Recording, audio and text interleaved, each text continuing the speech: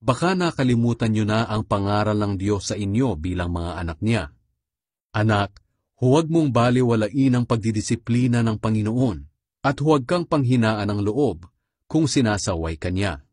Sapagkat dinidisiplina ng Panginoon ang mga minamahal niya at pinapalo niya ang itinuturing niyang mga anak.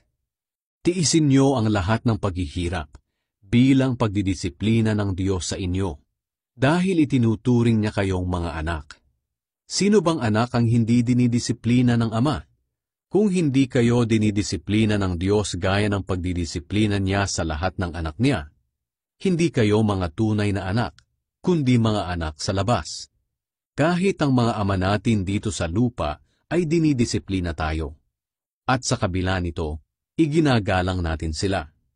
Kaya lalong dapat tayong magpasakop sa pagdidisiplina ng ating Ama na nasa langit, para maging mabuti ang pamumuhay natin.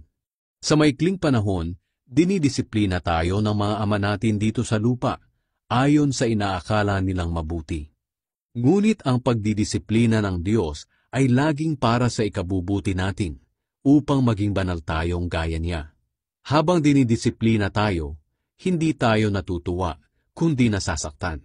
Ngunit ang ibubunga naman ito sa bandang huli ay ang mapayapa at matuwid na pamumuhay.